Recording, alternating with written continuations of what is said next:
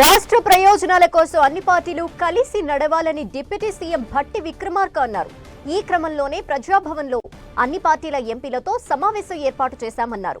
రాష్ట్ర ప్రయోజనాలు, సమస్యలు, కేంద్రం వద్ద రావాల్సిన నిధులు వంటి అంశాలపై చర్చించామన్నారు.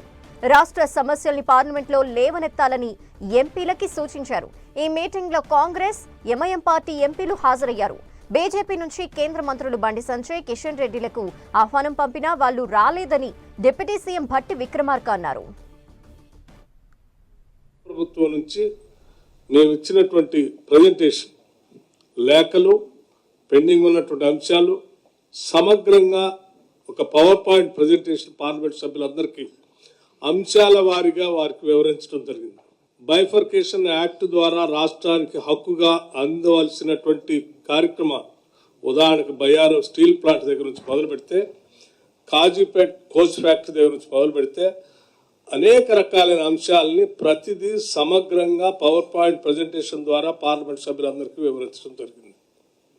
అట్లాగే రాష్ట్ర ప్రయోజనాలు దృష్టిలో పెట్టుకొని పెద్ద ఎత్తున ఈ రాష్ట్ర అభివృద్ధి కోసం ఆలోచన చేస్తున్న RRR సంబంధించినటువంటి ప్రాజెక్టు సంబంధించిన సమాచారం కానీ, మూసీ రిజర్వేషన్ ప్రాజెక్టు సంబంధించిన సమాచారం కానీ, లేకపోతే వరంగల్ దగ్గర ప్రతిపాదించిన టెక్స్టైల్ పార్క్ సంబంధించిన సమగ్రమైన సమాచారం కానీ, లేకపోతే మెట్రో రైలు సంబంధించిన సమగ్రమైన సమాచారం కానీ, లేకపోతే నవోదయ స్కూల్స్ సంబంధించిన సమగ్రమైన సమాచారం కానీ, ఇత్యాది అనేక రకాలైనటువంటి నదులు సంబంధించిన సమగ్రమైన సమాచారం కానీ, ఇత్యాది అనేక రకాలైనటువంటి సమాచారాన్ని గౌరవ పార్లమెంట్ సభ్యులందరికీ అందించి, తద్వారా రేపొద్దున జరిగేటువంటి పార్లమెంట్లో ఈ బడ్జెట్ సమావేశాల్లో ఈ అంశాలని లేవనెత్తడానికి కావాల్సిన ఆలోచనల్ని, ఈ సమాచారాన్ని వారికి అందించడం జరిగింది.